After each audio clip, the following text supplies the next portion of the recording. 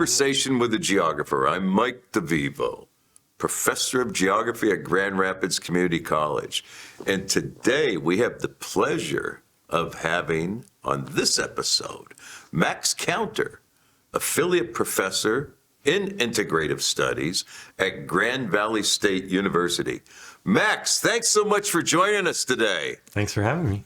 You know, as a talk with others, I'm going to ask you to reflect upon your life, your childhood, perhaps your studies, and can you comment on what really sparked your interest in geography? Yeah, well, I think, most geographers probably, if you were to talk to them, they have somewhat of a spirit of adventure, right? It's a discipline that lends itself to going on adventures, And so when I think about where I even got that spirit of adventure, I think, my mom has training as an archaeologist. She worked for a long time as a cultural resource historian. So as a young... Where at? Primarily in Montana. I was born and raised in Butte, Montana. So, as a young kid, my sister and I would go with her to archaeological sites throughout the West. And my dad was also an amateur paleontologist for a long time. So for multiple summers in high school, I would spend them in the prairie in South Dakota and Wyoming on dinosaur excavations. So as a kid, I got a lot of experience kind of going off the beaten path, you might say. And I didn't know it at that time, but those experiences would come in very handy later on when I was doing field work as a geographer. But I think my main portal into geography was Spanish. So, in high school, I really loved my Spanish classes. I took a lot of Spanish classes. And then when I went to college, I kept up with Spanish. And I was And where did you do your undergraduate? I did my undergraduate at Colgate University in Hamilton, New York. And so I went into college and declared a religious studies major and a Spanish literature major. So I spent a lot of time, applying Buddhist interpretations of early 20th century Spanish texts. That's what I was doing. I was really into Spanish. I was really into questions of religion. I didn't take a single geography course the whole time I was an undergraduate. So I came to geography later on. But after I finished my undergraduate degree, my original plan was to be a Spanish teacher. And I got a Fulbright to spend a year teaching English in Colombia. I had taken one class on Colombia. I knew a little bit about Colombian history, Colombian human rights dynamics. And so after college, I spent a year teaching English in Colombia. But while I was doing that, I also began volunteer work with the Colombian Campaign Against Landmines, spending a lot of time speaking with landmine victims who were at a support facility near the university I was teaching at. And so I spent a lot of time learning their stories, speaking with them about how their landmine accidents had affected their lives, what their lives were like before their landmine accidents occurred, what their lives were like living in the midst of armed conflict. And so I spent, a lot of time kind of absorbing these stories. And after that experience, I came back to the United States, and I knew that was a reality I couldn't ignore anymore, that I needed to know something more about this. It was just too compelling, I guess. And so that's when I began to look into graduate programs that would allow me to go back to Colombia in some way, that would allow me to really explore the human rights issues that I had been exposed to. What, were you interested in basically getting knowledge about this to further your own interest? Were you interested in advocating for social justice in a sense? Yeah. Was that even on the radar at the time? Yeah, it was definitely a mixture of both of those things. I mean, I think of course, wanting to know more about this, ideally so that you could help, in some sort of informed way, but also because I think this is particularly true about most geographers as well, especially folks who are in the human geography world, is that you find other humans compelling, infinitely compelling. And there's certain realities that you feel that you can't ignore. And so that's kind of how I felt. I came back to the United States and I'd spent all this time speaking with landmine victims, and it was just this sense that I couldn't shake it. And so I spent a lot of time talking with folks about what kind of graduate programs I could pursue that would allow me to, continue going deeper into Where this were work. you getting your advice? All over the place. But for example, my mom's partner for many years worked as a GIS technician for the state of Montana. He had done his undergraduate in geography at the University of Montana. And so he's the one who kind of put human geography on my radar. And so I started looking into human geography programs. And eventually that's what brought me to the University of Colorado, where I started my master's and then later on did my PhD. Well, talk about your master's degree, So- because this was your first Right. really experience in geography. Yeah, exactly. And so I came to the University of Colorado, originally admitted by Elizabeth Dunn, who is currently at the University of Indiana, but she and I had the kind of mutual intellectual interest of studying forced displacement. Her research was in Europe and the Caucasus. Mine was, of course, with displaced landmine victims in South America. So I began, looking at this question of forced displacement under her tutelage, and then I eventually pivoted to work with Joe Bryan, who has much more kind of a direct focus on human rights issues in Latin America. But my intellectual interest with landmine victims or landmine accidents, while the idea of forced displacement stayed central, I really focused my studies within the subfield of disability geography, which is a pretty small but I think really important Very subfield. small. Reg College did a lot of work Yep, with regard exactly, to that exactly. years ago, mostly with blind, but also with other. Right, his other work was really groups. looking at how GIS technologies can be used to kind of create, spatial technologies that assist people with vision impairments. But then other scholars like Rob Wilton or Vera Chenard have really looked at the way in which space is produced in manners that can be exclusionary to people with visual or physical or sensory impairments.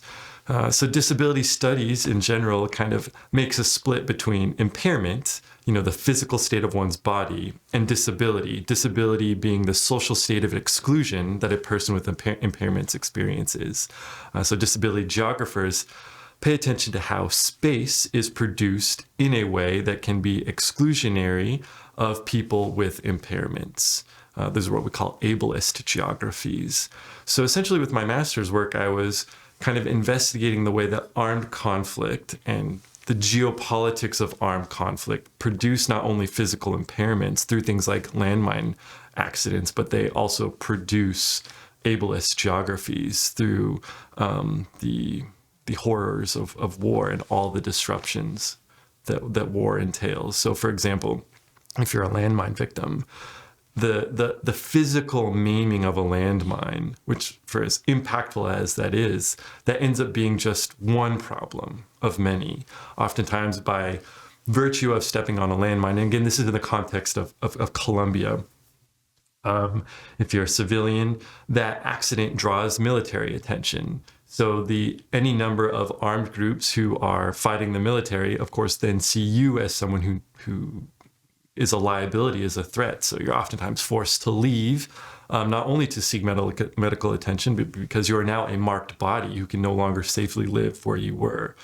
And then once you have been displaced and, of course, trying to adapt to a new part of the country, in light of having a terrible physical impairment, you find that many other parts of the society in which you live are exclusionary of your body.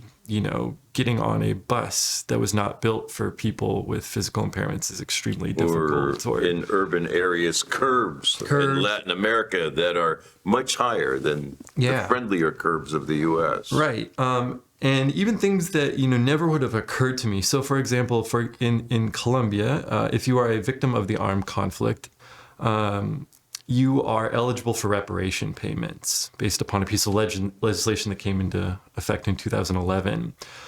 Typically means getting a one-time reparation payment of around $11,000. In order to get that reparation payment, you have to have a bank account. In Colombia, in order to open a bank account, you have to provide fingerprint verification. A lot of landmine victims not only lose lower extremities, but they lose their hands as a result of picking up a landmine. So how can you open up a bank account to get your reparation payment when you don't have hands or don't have fingerprints? It's a very, very complicated process. You have to go through a very, very elaborate bureaucratic process through which someone else's fingerprints can stand in for your own.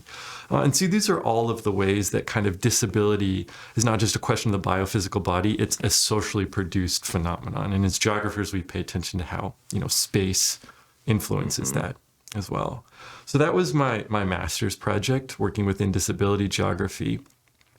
I continued on with my PhD at the University of Colorado because during the course of my master's project, talking with landmine victims, one of the things that they consistently referred to is the fact of course, the very well-founded fear of going back to the rural areas from which they were displaced because of the very legitimate fear that there were still landmines present. And their migration essentially had been a rural to urban trek. Exactly. So, most of the landmine victims that I was spending time talking with were living in the periphery of a large city named Bucaramanga, where I was based, and they'd been displaced to the city, partially, to seek protection there, but also because the medical support infrastructure that they needed was at the larger hospitals in the city.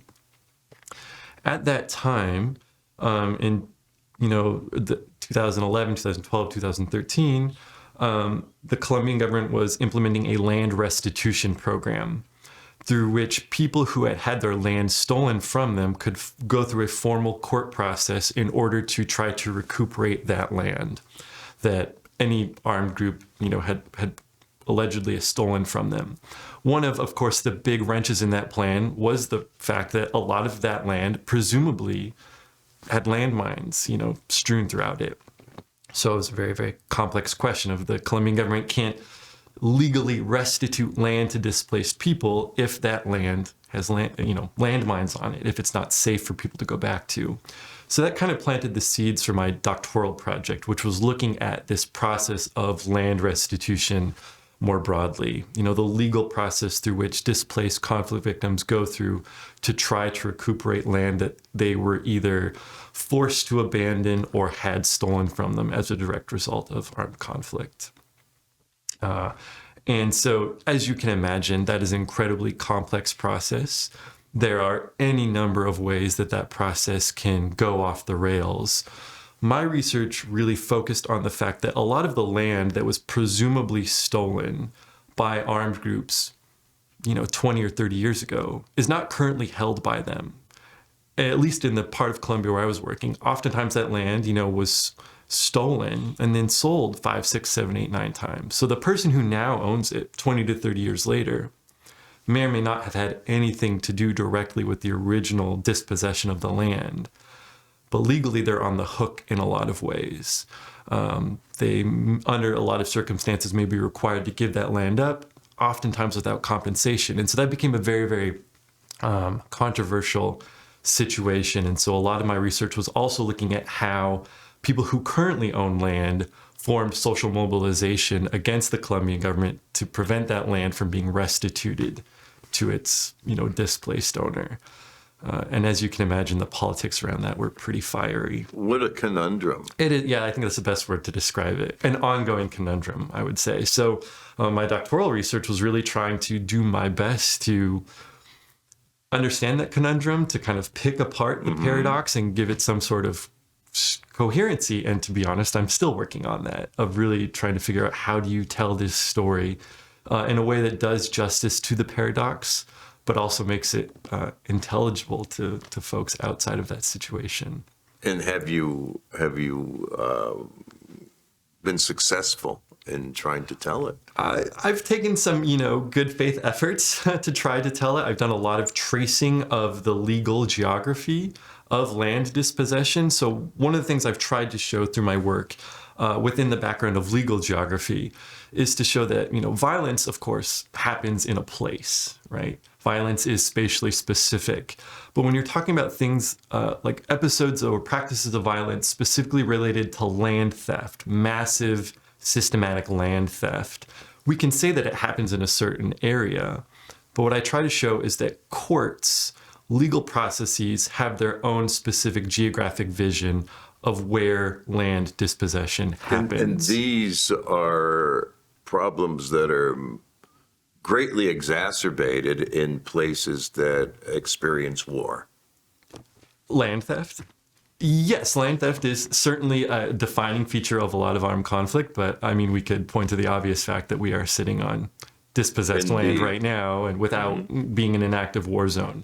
But the brass tacks question of, in the immediate aftermath of war, how can you give land back to people who were kind of displaced in the immediacy of that time frame? You know, it's a really, really pressing question that a lot of states deal with in the immediate aftermath of war. And Colombia, where I'm doing work, has been really dealing with that question for the last just over a decade in a very specific sense of, okay, we know that several 100,000 people have had their land stolen from them in some capacity due to war. It's an imperative political project to try to restitute that land to the extent possible. But, you know, it's an infinitely complex problem. And I think Colombia's process has been to construct a special court system called the Land Restitution Court and Tribunal. And what I show is that through that legal process, those courts come to explain the geography of forced displacement in a highly particular way.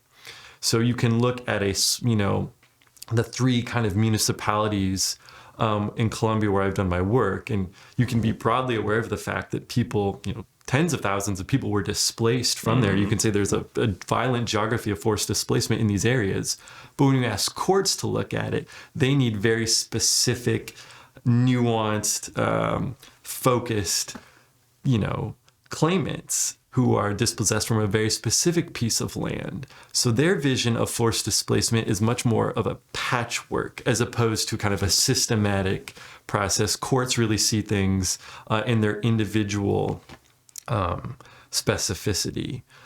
So what I essentially have done through my work is I've mapped how these courts have attempted to render the geography of forced displacement. And I show how their geographic renderings are very, very specific and acute, and they don't necessarily encompass the larger systematic presence of forced displacement. That's how I've tried to make Are sense there of this. efforts directed toward encouraging courts to, or political systems to examine this larger systems problem? Yeah, there are. And in Colombia specifically, one of the really difficult things to understand about Colombia is that, for example, it has 2 domestic war crimes courts going on right now, not to mention the land restitution court. So it has 3 courts that all function independently of each other, that are all set up to try to deal with the human rights abuses that have happened during the war. Not only does it have those 3 courts, it has a separate kind of agrarian reform program that's trying to address these more structural issues of, returning land to people more systematically. And that agrarian reform program is just the newest one in a litany of, multiple that it's had in the past. So at least in Colombia, there's this kind of cacophony of different institutions and courts that are trying to deal with the intertwined fact of armed conflict and extreme concentration in land ownership. And again, my work is to try to make some of that a little bit easier to understand. But It seems like an arduous task. yeah, and I'm still in the midst of it. And I think, most people who study Colombia, and again, most geographers, I would say, whatever it is that they dedicate their research to, will tell you that it gets more complicated the deeper that you get into it. Things never become clear. They always become more complicated. But So do you find yourself then devoting the larger part of your research then to Colombia? yeah, I have, so my original research again was in landmine victims in Colombia, that melded into my doctoral work, which I'm still trying to keep going on land dispossession and land restitution. But then my most current research is on the question of genocide, as it has been arbitrated in Colombia as well.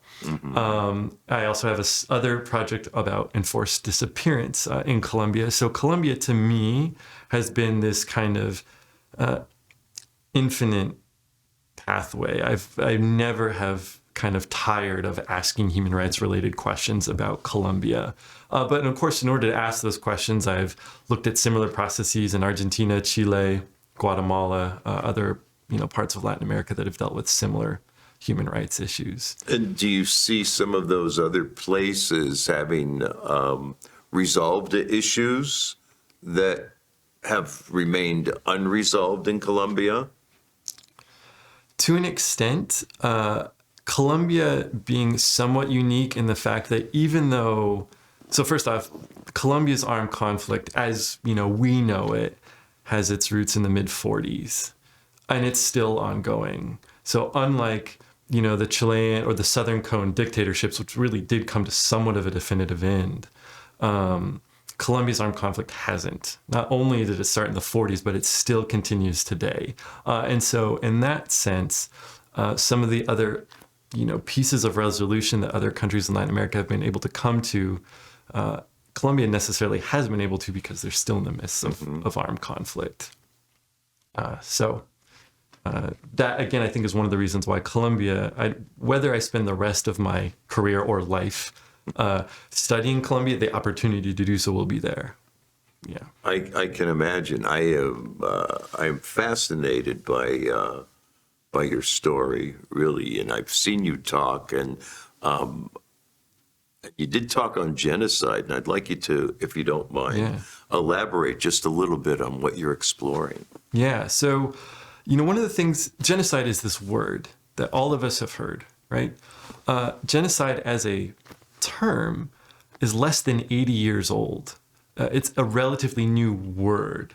The Genocide Convention, its 75th anniversary was just a couple weeks ago. So, massive systematic violence by one group of people against another group of people, there's nothing new about that, but it's relatively new in human history to have this word genocide to describe it. And so genocide, again, is a word that we created. And the international legal definition that we have about genocide is controversial. When the United Nations was designing that definition, there were a lot of debates, and those debates are still unresolved. And so now one of the key issues we see with genocide is not just, of course, the massive systematic violence. It's which violence are we going to call genocide and which violence are we not going to call genocide? And in Colombia, that's been a really, really acute question that remains unresolved. So beginning in the 1980s, mid-1980s, a new leftist party emerged in Colombia. It was an outgrowth of one of the guerrilla groups who were trying, at least at that point, to set aside their arms and try to pursue reform through, as they say, through ballots instead of bullets. And so this new political party was formed with the blessing of the Colombian government in the mid-1980s. But almost as soon as that political party came into existence, right-wing factions of Colombia's government, the military, the paramilitary groups immediately began an extermination campaign against it. So from the mid-1980s through the 1990s, our estimates suggest that about 6,000 members of this political party were murdered because of their political identity.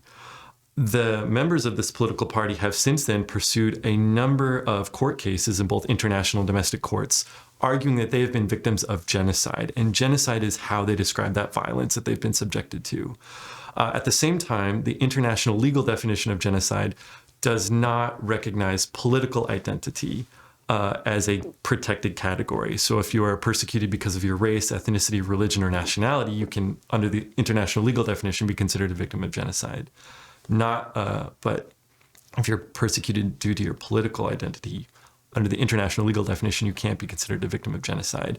That's an unresolved philosophical and legal question, both internationally as well as in Colombia. So right now in Colombia, my research focuses on who gets to decide what violence counts as genocide, what logics do they use to justify that, and then how do people challenge those definitions of who counts as a victim of genocide. And again, like all my research in Colombia, they're unresolved questions. I wish there was some sort of neat answer that could be given to them, but there isn't. Well, but this is very important, this scholarship that you're engaging in, and I think it's important to reveal to other scholars that sometimes there's no resolution. Yeah. And students should know that as well, that sometimes right. there aren't any easy answers, and that the path to gaining knowledge is really an meandering one at times that is a lengthy journey. Yeah, it's an unending journey. There is never is resolution. You never do arrive to a final resting point. When you said, I have all the knowledge, I have it. It's always in process. It never stops. And though it might be frustrating at times not to come to a resolution, it's certainly enriching. Absolutely. You know? Right. And I'll ask you, how have you shared this with your students? The aspect specifically related to my research? Sure. Yeah. So, for example, at Grand Valley, I teach a course called Exploring Latin America, which is kind of our Introduction to Latin American Studies course. So I tried to give my students a broad sense of, the last 500 years of Latin American history, to show how a lot of the current social justice issues in Latin America are not new. They're the result of 400 or 500 years of colonial exploitation. And so one of the things unhindered by progress. Unhindered by progress, yeah. Progress has been a great jet fuel for these controversies. So, for example, throughout Latin America during the colonial period, of course, slavery was fundamental to colonialism in both North and South America. But oftentimes we tell the story of slavery as if people were taken from Africa and brought to the New World and just subjected. But we oftentimes don't focus as much on the ways in which enslaved communities rebelled and formed their own autonomous communities. So throughout Latin America, there are many, including Colombia, Honduras, Brazil, areas where enslaved people rebelled against the Spanish or the Portuguese crown, and they formed their own autonomous communities. They had autonomous land rights. They had autonomous political systems, resisting the colonial governments. And so I shared those with my students to, look at present day practices of resistance in Latin America, through Afro-descendant communities, through indigenous communities, through human rights groups. And so my students in my Exploring Latin American course, for example, one of the things they do is they get paired up with kind of a digital pen pal with a student at a Colombian university. And over the course of the semester, they share they record some videos talking about aspects of their life that they share. So students from Grand Valley talk about life in West Michigan. Students from Bogota talk about what it's like to be a college student in Bogota. And I think that's really important because what students get from me in my, Latin American studies courses is really a look at these really trenchant, grinding human rights issues. And those are important, but they can kind of give the impression that all of Latin America is chaos. And it's not. There are plenty of people, plenty of college students, for example, in Colombia who have lives that are really similar to my college students. They have similar interests in sports and going out and having fun and partying and all those things. And so I also try to, do these digital exchange programs so that my students can also see that there's plenty of students in Colombia, who are interested in the same things, who know the same fashion brands, eat the same food, like doing the same things on the weekend, so that they don't come away with the impression that all of Latin America is chaos. That's a very, I would think, innovative teaching technique. I've not seen that really employed in universities very often. Yeah, at all, actually. It's becoming a lot more popular. Yeah. It was around before the pandemic, but obviously the pandemic really forced us into a lot of, digital methodologies for teaching. And so what I'm doing is part of a larger project, a larger movement called COIL, or Collaborative Online International Learning. So I've been taking some baby steps to try and develop these, digital exchange projects for my students. That's really interesting. What else are you teaching besides Latin America? At Grand Valley? Yes. I'm right now I'm co-teaching a class with an anthropologist in the Honors College called Latin America in West Michigan, or Latin American and Caribbean Peoples of West Michigan. So we have been reading a really excellent book that was recently published by Dr. Delia Fernandez-Jones, who's a historian at Michigan State University. The book is called Making the Mexican City, and so she traces the history of Mexican and Puerto Rican immigration to Grand Rapids from about the 1920s through the 1970s. So we've been using that text to explore the history of immigration to West Michigan of people from Puerto Rico, Mexico, the U.S. Southwest, to try to understand what brought them to Michigan, and once they were here, what efforts they took to establish a community in a place that was pretty far from home, both geographically and culturally. It sounds fascinating as the Hispanic community is burgeoning. Yeah. And it's becoming increasingly diverse. Yeah, absolutely, absolutely. So this class has been a chance for a lot of my students or our students to get to learn the history, but then also to kind of come out of the classroom a little bit. So we're doing volunteer work with the Hispanic Center of Western Michigan as well, working on some projects. That's great. Yeah, so it's been good. So we have about a minute to go, and I'm going to ask you to think about the life that you've had in geography and the people that have influenced you and the ways in which you continue to practice the craft of geography. And I'll ask you to think about advice you might want to give to some undergraduate students that are interested in pursuing geography as a major, and even graduate students, doctoral students engaged in field work. Yeah. Do you have any comments you'd like to share? Yeah, I guess what I started off at the beginning is I think most geographers have a spirit of adventure. It's an uncomfortable discipline in the sense that you're constantly out of your comfort zone. So whatever it is that keeps your spirit of adventure alive and is pulling you out of your comfort zone, keep that alive, because that's what's going to sustain you as an undergraduate or a graduate student in doing this type of research, doing this type of work. And of course, to always be comfortable with the fact that you're never going to come to some sort of definitive, simple answer about any of the questions that you ask. You just have to be comfortable with that sense of knowing that the more you know, the more complicated the question is going to be. And as long as you're cool with that, you can be a geographer. I guess it's not as easy as 1 + 1 = 2, because sometimes in geography it doesn't, does it? Yeah, I'm still trying to find a good example of where it does. Yeah.